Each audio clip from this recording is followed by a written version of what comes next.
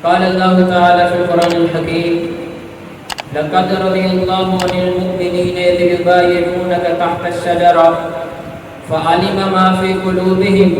وأنزل السكينة عليهم وأصابهم فتحا قريبا. صدق اللہ العظیم.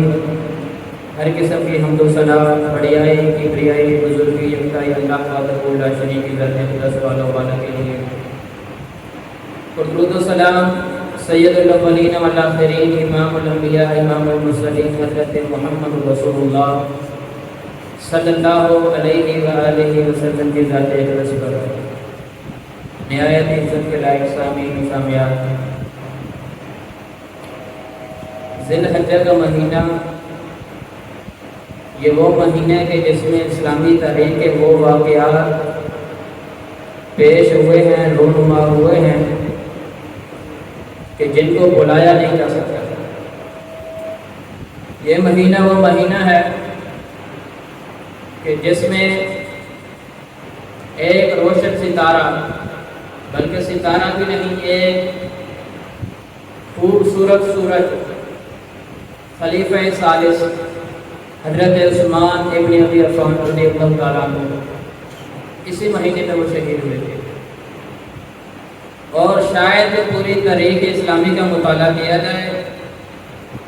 کسی کی شہادت اس قدر مظلوم مانا نہ ہو جس قدر حضرت عثمان رضی اللہ تعالیٰ عنہ کو شہید کیا گیا. تو آج کا موضوع بھی انشاءاللہ سیدنا عثمان ابن عفان رضی اللہ تعالیٰ عنہ کی سیرت ہے. اللہ تعالیٰ سے دعا ہے کہ اللہ مجھے صحیح قرآن و حدیث کی روشنی میں بیان کرنے کی توفیق عطا فرمائے، اور آپ سب کو بھی سن کر اس پر عمل پیرا ہونے کی بھی توفیق عطا فرمائے. وہ سیرت ہے جو آپ کو سکھائے گی کہ حضرت عثمان ابن عفان رضی اللہ تعالیٰ عنہ کہاں تھے، اور آج ہماری صورتحال کیا ہے، ہم اپنی اولاد کی تربیت کیسے کریں، ہمارا معاشرہ کہاں جا رہا ہے. تو اللہ سے دعا ہے کہ اللہ ہمیں واقعتاً مجھے صحیح توجہ سے بیان کرنے کی توفیق عطا فرمائے، اور آپ سب کو بھی خواب غفلت میں نہیں بلکہ خواب بیداری میں سن کر اس پر عمل پیرا ہونے کی بھی توفیق عطا فرمائے. سیدنا عثمان بن عفان رضی اللہ تعالیٰ عنہ کا جو نسب نامہ ہے وہ ہے کہ عثمان بن عفان بن ابی العاص بن امیہ بن عبد شمس بن عبد مناف، یعنی کہ سیدنا عثمان رضی اللہ تعالیٰ عنہ کے دادوں میں ایک نام عبد مناف کا بھی آتا ہے. اور یہ عبد مناف رسول اکرم صلی اللہ علیہ وسلم کے دادوں میں بھی ہے، یعنی کہ محمد صلی اللہ علیہ وسلم بن عبداللہ بن عبد المطلب بن ہاشم بن عبد مناف، یعنی کہ حضرت عثمان رضی اللہ تعالیٰ عنہ کی فضیلت اس اعتبار سے بھی بہت زیادہ ہے کہ آپ صلی اللہ علیہ وسلم کے ساتھ ان کا رشتہ ہے، تعلق ہے، والد کی جانب سے بھی. اور ان کی والدہ جو عریضہ، عروہ بنت عریضہ ہیں، عروہ بنت عریضہ یہ ان کی والدہ ہیں، ان کی نانی کی جانب سے بھی آپ صلی اللہ علیہ وسلم سے تعلق بنتا ہے، اور یعنی کہ جو والدہ کا والدہ ان کی جانب سے بھی بنتا ہے. یہ عروہ ام حکیم پیضہ بنت عبد المطلب کی بیٹی ہے، اور عبد المطلب کا بیٹا عبداللہ بھی تھا، یعنی کہ آپ صلی اللہ علیہ وسلم کی پھوپھو کی بیٹی کے بیٹے سیدنا عثمان. ادھر سے تو رشتہ داری ہے. اور اگر ماں کا بھی سلسلہ نسب ہم دیکھتے ہیں تو وہ بھی بالکل عبد مناف پر جا کر رسول اللہ صلی اللہ علیہ وسلم سے مل جاتا ہے. یہ عروہ جو ہے یہ بنت قریظ ہے،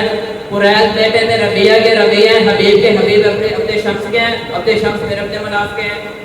سیدنا عثمان ابن عفان رضی اللہ تعالیٰ عنہ کی فضیلت کے لیے یہی کافی ہے کہ والدہ سے دونوں جانب، باپ کی جانب سے بھی ماں کی جانب سے بھی رسول اللہ صلی اللہ علیہ وسلم کے رشتہ دار ہے،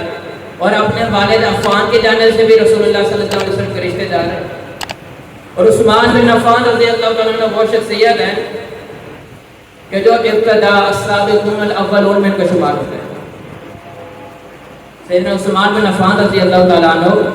ابو بکر صدیق رضی اللہ تعالیٰ عنہ جا رہے تھے، سیدنا عثمان کو دیکھ کر کام کر رہے ہیں. ابھی اسلام کی ابتدا تھی، اسلام کا آغاز تھا. دعوت دی کہ عثمان دانش مند و فہم و فراست والے، عقل و شعور والے، اللہ نے آپ کو سارے دین و دنیا کی صلاحیتوں سے نوازا ہے. آپ کیا نہیں دیکھتے کہ جن کی آپ عبادت کرتے ہیں، بتوں کی عبادت کرتے ہیں، یہ بت کسی کام کے بھی نہیں ہے، نہ نقصان دے سکتے ہیں نہ فائدہ دے سکتے ہیں. عثمان بن عفان رضی اللہ تعالیٰ عنہ بہت بڑے تاجر تھے، سمجھدار تھے، فہم و فراست والے، سمجھ گئے کہتے ہیں کہ واقعی بات اس طرح ہے کہ یہ نفع نقصان کوئی ذرہ برابر نہیں دے سکتے۔ اس وقت ابو بکر صدیق رضی اللہ تعالیٰ عنہ نے ان کو دعوت دی کہ جائیں رسول اللہ صلی اللہ علیہ وسلم کے پاس، ایک نبی آیا ہے، وہ آپ کو دین کی دعوت دے گا، دین سمجھائے گا، اللہ وحدہ لا شریک کی بندگی کی دعوت دے گا۔ عثمان بن عفان رضی اللہ تعالیٰ عنہ کہتے ہیں میں گیا اللہ کے رسول صلی اللہ علیہ وسلم کے پاس، میں نے کہا کہ ابو بکر نے بھیجا ہے، آپ کی دعوت کون سی دعوت ہے؟ اللہ کے رسول صلی اللہ علیہ وسلم نے کہا کہ میں وہ دعوت دیتا ہوں کہ جو رب تمہیں جنت کی طرف بلاتا ہے، میں ہر جگہ سے تمہیں کاٹ کر صرف ایک ہی اللہ کا بندہ بنانا چاہتا ہوں۔ سیدنا عثمان بن عفان رضی اللہ تعالیٰ عنہ کے الفاظ ہیں کہ مجھ پر آپ علیہ السلام کی باتوں کا اثر اس قدر ہوا کہ واپس گھر میں جاتا سوچتا سمجھتا کہ یہ دعوت قبول کرنی چاہیے نہیں کرنی چاہیے، نہیں، میں نے اسی وقت کہا کہ اللہ کے رسول مجھے کلمہ پڑھا دے۔ عثمان ابن عفان رضی اللہ تعالیٰ عنہ یہ سابقون الاولون میں سے ہیں، ابھی صرف گنتی کے لوگ، ابو بکر صدیق رضی اللہ تعالیٰ عنہ، سیدنا علی بن عبد المطلب رضی اللہ تعالیٰ عنہ، زید بن حارثہ، یہ 3 لوگ ابھی مسلمان ہوئے تھے کہ تاریخ بتاتی ہے کہ چوتھے نمبر پر مسلمان ہوا ہے تو عثمان بن عفان ہے۔ عثمان بن عفان رضی اللہ تعالیٰ عنہ عام فی جو جنگ ابرہ ہوئی تھی نا کہ ہاتھی والا ساز جس کو کہا جاتا ہے، اس کے 6 سال بعد پیدا ہوئے، لیکن ان کی عظمت، ان کی رفعت، ان کی بلندی اگر احادیث میں دیکھیں، قرآن میں دیکھیں، بے شمار ہے، اس کا انکار نہیں کیا جا سکتا۔ جو میں نے خطبہ میں آیت پڑھی ہے کہ لقد رضی اللہ عنہ المؤمنین اذ یبایعونک تحت الشجرۃ فعلم ما فی قلوبہم، یہ بیعت رضوان والی آیت ہے۔ جب نبی کریم صلی اللہ علیہ وسلم نے ایک سفیر کو مکہ میں بھیجا تھا، دیکھا تھا سارے لوگوں کو دیکھا تھا، صحابہ کرام کو دیکھا تھا کہ کون جائے گا، آپ علیہ السلام نے بھی جانچ لیا، دیکھا کہ عثمان اتنی عزت رکھتا ہے اس قدر مکے والوں کے بھی دل کو عزت نہیں رکھتا، ابھی وہ کافر ہیں، لیکن سیدنا عثمان بن عفان کو بھیجا، حالات ایسے بدلے کہ افواہ پھیل گئی کہ سیدنا عثمان رضی اللہ تعالیٰ عنہ کو شہید کر دیا گیا۔ آپ علیہ السلام جنگ کے نظریے سے نہیں آئے تھے، لڑنے کے لیے نہیں آئے تھے، ہتھیار بھی نہیں تھے، اسلحہ بھی نہیں تھا، بالکل ویسے آئے تھے، لیکن آپ علیہ السلام نے کہا ہذہ ید عثمان فضرب علی یدہ فقال لعثمان، آپ علیہ السلام نے سارے صحابہ کو کہہ دیا کہ یہ عثمان کا ہاتھ ہے، لوگوں اپنے ہاتھ کو عثمان کا ہاتھ تھا اور اس پر اپنا ہاتھ دوسرا مارا، کہا کہ عثمان کے لیے میں بیعت کرنا چاہتا ہوں، عثمان کا ہم نے بدلہ لینا ہے۔ سارے کے سارے بیعت رضوان، ایک درخت کا اس کے نیچے سب نے 1400 صحابہ نے سب نے بیعت کر دی، اور یہ وہ صحابہ ہیں کہ جن کے بارے میں رسول اکرم صلی اللہ علیہ وسلم کی صحیح روایت میں جو فرمایا لا يدخل النار انشاءاللہ، اللہ کی قسم ہے کوئی ایک آدمی بھی جہنم میں نہیں جائے گا، من اصحاب الشجرۃ احد، جنہوں نے بھی درخت کے نیچے میری بیعت کی ہے، الذین بایعوا تحتھا، جنہوں نے بھی بیعت کی ہے وہ جہنم میں نہیں جائیں گے، سب کو جنت کی بشارت کس نے دی ہے؟ رسول اکرم صلی اللہ علیہ وسلم۔ اور بیعت رضوان آئی کیوں ہے؟ وہ عثمان بن عفان رضی اللہ تعالیٰ عنہ کی فضیلت کی وجہ سے آئی ہے، وہ عثمان بن عفان رضی اللہ تعالیٰ عنہ کہ جن کی اگر فضیلت کو دیکھا جائے یقین مانے ہر صحابی کی فضیلت اپنی ہے، کسی کا بھی انکار نہیں ہے، لیکن سیدنا عثمان بن عفان رضی اللہ تعالیٰ عنہ 12 سال خلیفہ رہے ہیں، 24 ہجری میں یہ مسلمانوں کو خلیفہ بن گئے تھے، 4 محرم کی جب انہوں نے نامزد کیا عبدالرحمن بن عوف رضی اللہ تعالیٰ عنہ، سارے صحابہ نے مشاورت کی تھی، کمیٹی تھی، سیدنا عثمان بن عفان کو کیا تھا 10 سال 12 سال سیدنا عثمان بن ابی عفان رضی اللہ تعالیٰ عنہ خلیفہ رہے ہیں، لیکن تاریخ گواہ ہے کہ جس قدر سیدنا عثمان رضی اللہ تعالیٰ عنہ کے ساتھ ظلم کیا گیا، جس قدر بلوائیوں نے، خارجیوں نے، عبداللہ ابن سبا یہودی کی اولادوں نے جس قدر عثمان بن عفان رضی اللہ تعالیٰ عنہ پر ظلم کیا ہے، تاریخ میں اس کی نظیر نہیں ملتی۔ اگر صرف سیدنا عثمان رضی اللہ تعالیٰ عنہ کی ہم فضیلتوں کو دیکھ لینا کہ کیا کیا فضیلت ہے، کس کس موقع پر احد گرنے لگ گیا، ایک روایت میں آتا ہے کہ احد کے پتھر گرنے لگ گیا، اس قدر زور سے ہلا، آپ علیہ السلام نے اپنی ایڑی ماری، کہا احد یا احد اسکت، احد ٹھہر جا، فَإِنَّ عَلَيْكَ نَبِيٌّ وَصِدِّيقٌ وَشَهِيدٌ، اور تو نہیں جانتا کہ تیرے پشت پر آج ایک نبی کھڑا ہے، ایک صدیق کھڑا ہے، 2 شہید کھڑے ہیں، وہ کون تھے شہید؟ سیدنا عثمان میں شامل تھے۔ غار ہیرا کے موقع پر بھی رسول اکرم صلی اللہ علیہ وسلم کے واقعہ یہ پیش آیا، غار ہیرا گرنے لگ گیا، اس پر بھی کہا اس کو یا غار ہیرا ٹھہر جا، کیا ہو گیا؟ فَإِنَّمَا عَلَيْكَ نَبِيٌّ وَصِدِّيقٌ وَشَهِيدٌ، تیرے اوپر 2 شہید کھڑے ہیں۔ عثمان رضی اللہ تعالیٰ عنہ جانتے تھے کہ پشین گوئی ہوئی ہے، اور آپ علیہ السلام نے کیا کہا تھا؟ بعض الفاظ میں کہا تھا، صحیح روایت ہے، مستدرک حاکم کی صحیح روایت ہے، کیا کہا تھا؟ یا عثمان، اے عثمان ان اللہ عسى ان یلبسک قمیصا،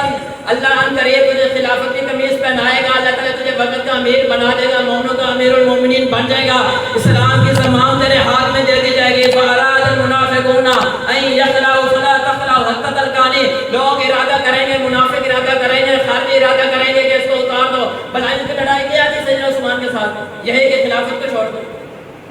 لوگ آئیں گے، بڑے بڑے مسئلہ لے کر آئیں گے، بڑی بڑی سوچوں کے ساتھ آئیں گے۔ اراد المنافقون، رسول اکرم صلی اللہ علیہ وسلم نے خارجی کو منافق کہا، عبداللہ بن سبا یہودی کو منافق کہا کہ منافق آئیں گے، ایک ہی مطالبہ کریں گے، یہ قمیص خلافت کو اتار دو۔ عثمان نے اس کو نہ اتارنا، حتی تلقانی، میرے ساتھ مل لینا، اس کو نہ اتارنا۔ عثمان ابن عفان رضی اللہ تعالیٰ عنہ نے مدینہ میں خون کو بہنے نہیں دیا۔ شہادت کو دیکھ رہے ہیں، شہادت 40 دن محاصرہ ہوا ان کا، پانی بند کر دیا گیا تھا۔ یہ تو کدھر کی کدھر باتیں چلی جاتی تھی، پانی فلاں فلاں بند ہوا، سیدنا عثمان کا پانی بند ہوا ہے، 40 دن بند ہوا ہے۔ طریق بتا دیا گیا، تو مشکیزہ لے کر گیا تھا، یہی بدوا یہی تھا کہ اس مشکیزہ کو تلوار کو سر چھوڑ دیتے۔ عثمان بن عفان رضی اللہ عنہ گزارا کیسے کر رہے ہیں، کبھی روزے کی حالت میں ہیں، کبھی ویسے۔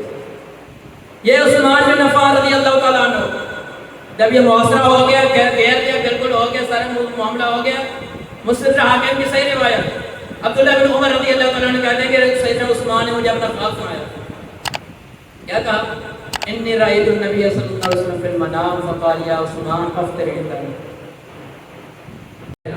اور ظلم تو اتنا ہوا سیدنا عثمان کے ساتھ، وہی مسجد